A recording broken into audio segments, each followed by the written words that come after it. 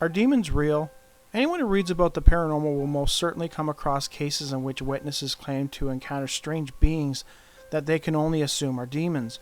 Red eyes, strange smells, horns, claws, a sense of evil and total dread. They resemble the typical demon as described in various religious texts.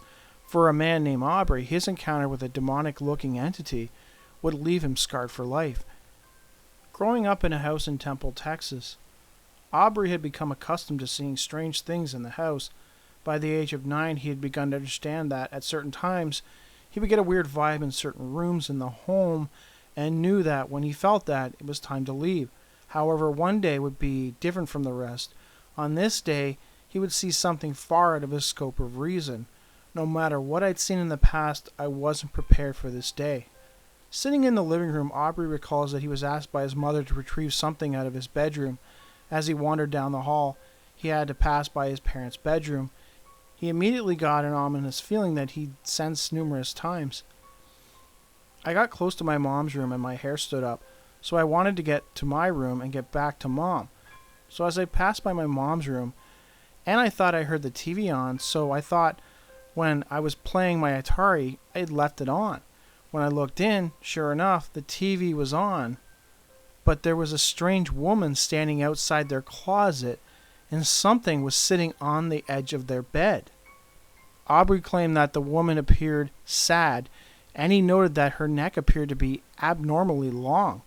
As strange as she looked, it could not compare to what he saw seated on the bed. The thing on the bed was very creepy.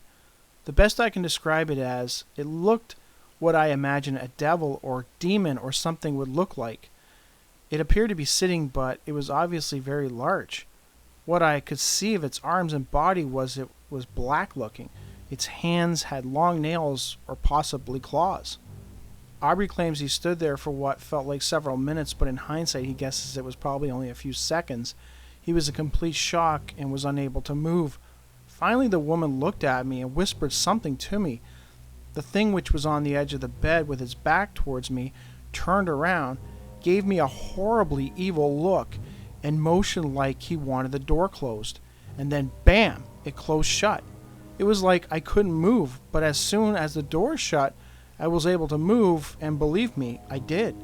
When it turned around and looked at him, Aubrey was able to get a good look at the being's face. Its face was just evil looking, and the face had eyes that were set deep into its skull, but it was dark red. He had a dark, possibly black face with streaks of red. He had what looked like horns, and the look on his face was just scary as heck, just evil looking. Aubrey ran to his mother, and together they returned to the room, and there was no one there. His mother tried to convince him that he had simply imagined it and to forget about it. I asked, "What about the door? How did it close?" She said it was probably just the wind. Problem is, there's no windows open and there's no wind. Aubrey claims that sometimes at night he would hear whispering and wondered if it was connected to the woman he saw. Further, the house was constantly infested with bugs, flies, and rats, something he found odd, as his mother would keep the house immaculate. Many years later, Aubrey would discover that a woman had once committed suicide in his house, in the very same closet he had seen the strange woman standing outside of. He wasn't sure if the two events were connected.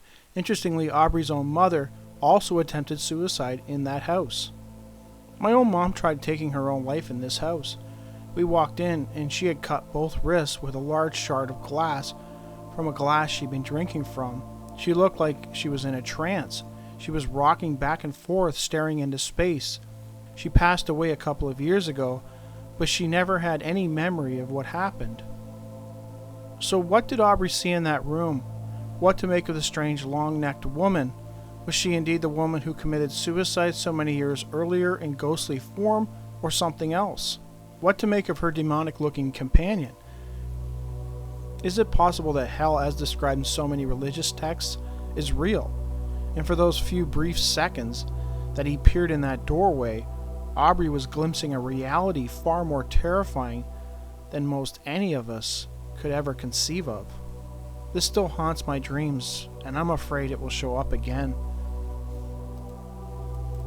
In keeping with demons, I figured I'd share this other bizarre account, a possible face of a demon captured on his cell phone. In November 2015, a person wrote to Darkness Radio regarding a strange event that happened while she was visiting relatives in Jonesboro, Arkansas. It was November 6, Friday. The witness was out visiting an old antique store in the area in hopes of taking something back with her from her trip. While in the store, she observed an old chair, which she decided to sit down in. That's when things started to become strange. I sat down on an old chair that was for sale, and all of a sudden my smartphone screen went black. I could hear the sound, so it was working. The screen overheated and started to burn and become discolored. It was then that I saw the face. According to the woman, the face became prominently etched into the phone. She had a friend take a picture of it. When enlarging the image, you can see the eyes are not human. I am convinced this spirit was attached to the chair and transferred to my phone. The woman claims that even though the phone was still under warranty for another month, she was afraid to take it to the cell phone store to have the screen removed for fear the spirit, if indeed it was a spirit, might somehow escape. She is convinced that the spirit is a demon. The image is certainly jarring. It appears to be a white-faced, dark-eyed being with a mouth partially open and weird prominent teeth that almost resemble fangs. Is this the picture of a demon, or is it something else?